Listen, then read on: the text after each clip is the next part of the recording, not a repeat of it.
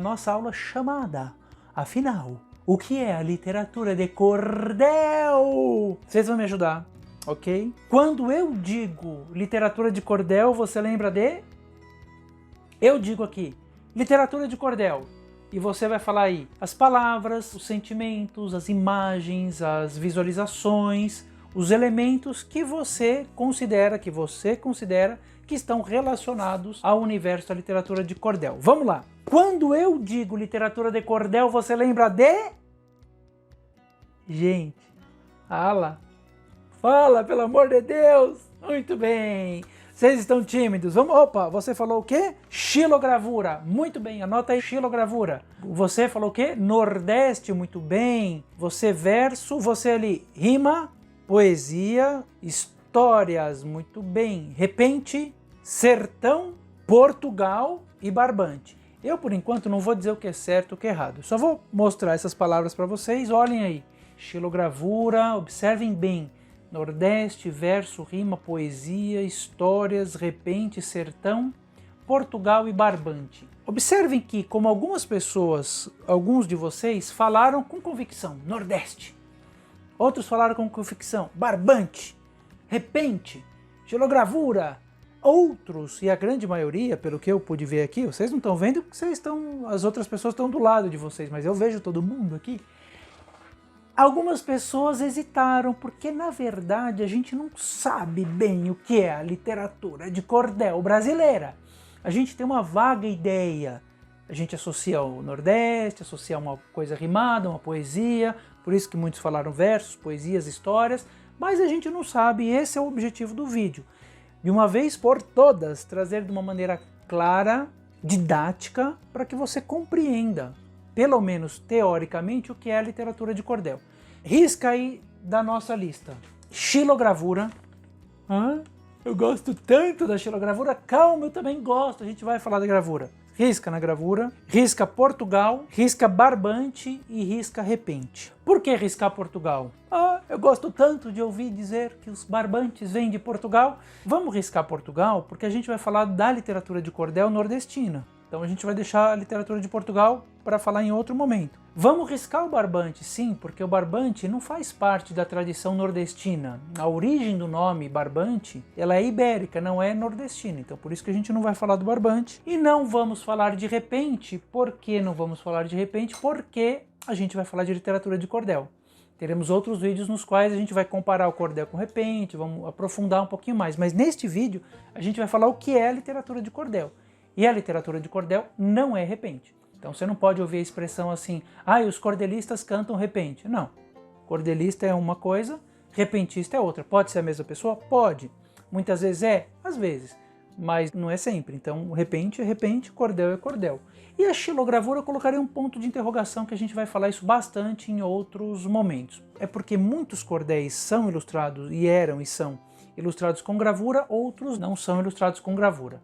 Mas o cordel, sim, das palavras que sobraram, é nordestino e é do sertão. Se a gente pegar o mapa do Brasil, coloca aí o mapa do Brasil.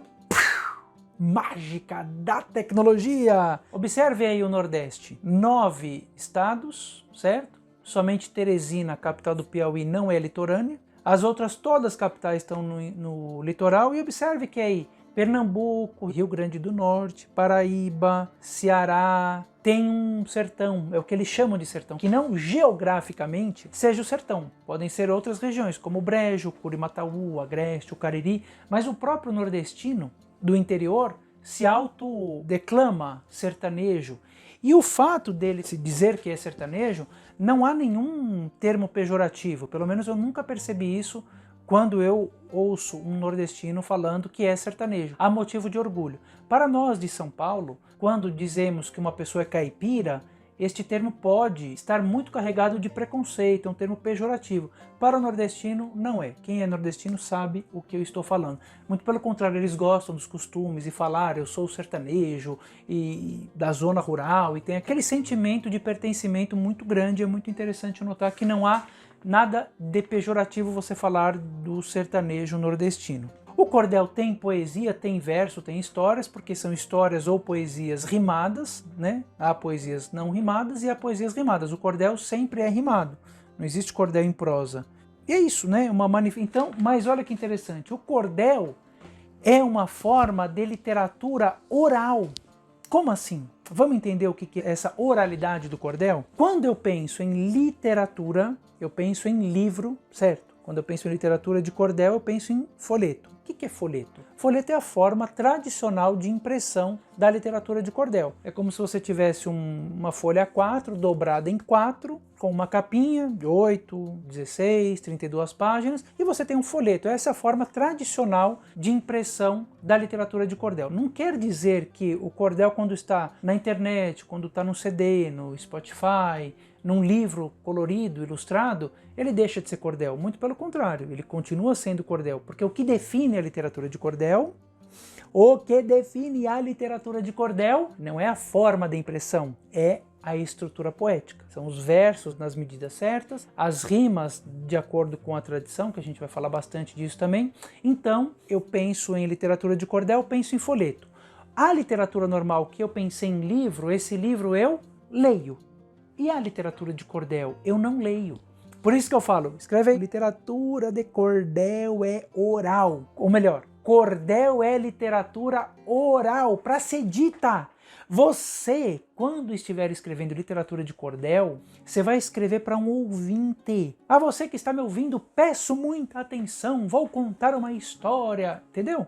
Você vai escrever para quem está te ouvindo, não para quem está lendo. Há muitas manifestações literárias que são orais também, por exemplo, o teatro. O dramaturgo, a pessoa que escreve teatro, escreve para um ouvinte, para um ator que vai dizer. Então ele sabe a hora que ele está escrevendo o que ele está fazendo. E você, cordelista, futuro ou já experiente cordelista, tem que ter essa consciência. Você não está escrevendo um texto para ser lido, e sim para ser dito. Outro exemplo é o telejornal, por exemplo. Telejornal, o redator do telejornal escreve para um ouvinte. Faz uma diferença para você colocar isso com força na tua palavra para tocar o coração por meio do ouvido. Certo? Literatura, livro, leio. Literatura de cordel, folheto tradicional, e eu falo, né? A literatura para ser dita. O cordel é literatura oral, rimada e metrificada. Literatura oral, rimada e metrificada. Ou seja, existe cordel em prosa? Não. No Brasil não, em Portugal tinha. De novo, existe cordel em prosa? Não. Existe cordel em prosa, gente? Respondam, pelo amor de Deus! Não. Existe cordel desmetrificado? Ah, eu não quero seguir a métrica, eu quero romper as estruturas. Pode fazer o que você quiser, mas não faça cordel. Se você está fazendo cordel, tem que ter métrica. A gente vai ter várias aulas para falar de métrica. As métricas do cordel: 5 sílabas, 7 sílabas e 10 sílabas. Tem a de 4 que a gente vai explicar depois na aula de métrica a fundo, mas basicamente 5 sílabas. A métrica do Galope Beira-Mar, 5 sílabas. Muita gente diz que é 11, eu prefiro contar dividindo, então fica mais fácil dizer que 5 sílabas. 7 sílabas, as redondilhas maiores, que é a mais comum, e 10 sílabas, os decassílabos, os martelos. Então, se não está nessas 3 métricas, não é cordel. Se um cordel tem 8, um verso tem 8 sílabas, outro 6, outro 5, não é cordel. Então, isso quer dizer o quê? Quando eu digo que ela é uma forma rimada e metrificada, é que ela é uma forma fixa de poesia. Fixa. Tem que seguir as estruturas de estrofes da literatura de cordel. Outras formas fixas de poesia, o limerick. Limerick é uma forma de poesia de origem nos países ingleses, de origem de língua inglesa, que são quintilhas, 5 versos, cada qual com a sua metrificação. O limerick é assim. Você vai fazer diferente disso? Não é limerick. O soneto, 2 quartetos e 2 tercetos. O triolé, vilanela, outras formas fixas de poesia. A literatura de cordel tem um repertório de estruturas poéticas muito grandes. Sextilhas, anota aí, sextilhas. Quantos versos? 6. Setilhas, quantos versos? Oitavas, é autoexplicativo. Décimas, quantos versos? Quantos? Então, para você fazer cordel tem que ser ou em sextilha, ou em oitava, ou em décimo, ou em martelo, com a métrica de 5, de 7 ou de 10. Então, é literatura oral rimada e metrificada, mas para não dizer rimada e metrificada, a gente coloca assim, é uma forma fixa de poesia. Uma forma fixa de poesia oral. Qual a origem da literatura de cordel? A origem interiorana nordestina, sertanejo nordestino. Essa é a origem do cordel. Olha o mapa, no interior, Paraíba, Pernambuco, Rio Grande do Norte, Ceará, Piauí, lá nesse interiorzão, sertão, como eles chamam, surge a literatura de cordel brasileira. Ou melhor, pega as formas típicas do interior do Nordeste e hoje, pelo processo migratório, está presente no país inteiro. Porque quem migra é o sertanejo. Se você pegar um nordestino que mora em São Paulo e perguntar de onde você vem, a chance dele ter vindo do litoral é muito pequena. Geralmente ele vem do interior de Pernambuco, interior do Ceará, interior da Paraíba. São poucos, claro que são muitos comparando com a quantidade dos que migram, mas a maioria com certeza é sertaneja, que vem para São Paulo, para Rio, para Brasília, enfim, outros centros ou mesmo para o litoral. Então o cordel nasce no interior do Nordeste, ganha o país inteiro pelo processo migratório e está aí, vivo, pulsante, atuante, bombando em tudo quanto é lado, bombando nas escolas, na internet, que mais? Em feiras do livro, em eventos culturais, ou seja, a poesia de cordel é uma manifestação viva. Por isso que eu não gosto quando eu vejo alguma coisa escrito assim, o cordel era vendido em feira, era escrito em verso. Era o quê? Como era? O cordel é escrito em verso e é vendido em feira. Que feira? A feira do interior do Nordeste? Não, hoje não mais. Feira do livro, feira do artesanato, mas ele já foi vendido na feira tradicional. Existia a figura do vendedor de cordel, né? Literatura oral. Uma pessoa, poderia ser o próprio poeta ou não, vendia sua história no meio de uma feira. Não estou falando de feira de artesanato, feira do livro, feira do aeroporto, não. Hoje ele está nessas feiras, mas até 1970, 1980 talvez, ele era vendido em feira. As pessoas se reuniam em volta do poeta que recitava a tua história. E o que ele fazia para deixar a história mais atrativa? No momento mais esperado, né, no enredo ia surgindo aquela trama, aquela coisa envolvente, no momento mais esperado o poeta parava a história e oferecia o folheto para vender, e só ia continuar a história se vendesse 10 folhetos. Aí ganhava o seu dinheiro e continuava a história. Olha que coisa incrível, nós estamos falando de uma manifestação literária oral, popular, nordestina, sertaneja, forma fixa de poesia, vendida em feira, do povo para o povo. É maravilhoso, gente. Vamos entender a importância dessa poesia do povo para o povo. As pessoas consumiam. Quantas e quantas pessoas não foram alfabetizadas com a literatura de cordel? Pegava-se uma pessoa que sabia ler e lia os cordéis para as crianças, para os adultos, e todo mundo se deliciava com aquela forma melódica de poesia, maravilhosa, bonita, bem escrita, poética, sentimental. É muito rica, uma forma de poesia muito rica. É ainda alvo de muito preconceito porque as pessoas desconhecem a nossa cultura popular, mistura cordel com repente, com poesia matuta, mistura, faz com maracatu, enfim, a gente tem um vídeo falando só dos erros a respeito da literatura de cordel.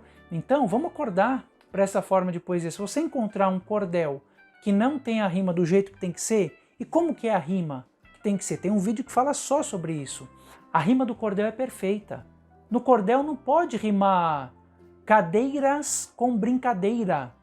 Não pode. Não pode rimar hora com viola. Tem que ser a rima perfeita. Não sou eu que estou falando isso, é a tradição. Vocês vão ver a aula de tradição e vão entender o que eu estou falando. Então é isso, uma forma fixa de poesia, de origem sertanejo nordestina e uma literatura oral. Essa é a definição do cordel que eu tenho, né? Há outras pessoas que não concordam comigo, que realmente dizem que o cordel vem de Portugal, e aí eu falo disso em outro momento, mas ao meu ver, o cordel toma essa cara, esse jeitão no interior do Nordeste. Portugal tinha outra coisa, e se você pegar no litoral do Nordeste você tem outras manifestações, em Minas Gerais outras, no interior de São Paulo outras, no Rio Grande do Sul de uma maneira diferente. Então claro que existe, nós temos a língua de Portugal, negar essa existência seria, não dá, mas o jeitão que isso toma é muito ligado a esse universo do repente, e a gente vai falar bastante disso no nosso curso. Por enquanto tá bom para você saber o que é a literatura de cordel. Espero você na próxima aula com atenção e com amor no coração. Não falte dedicação. Um beijo, meu amigo e minha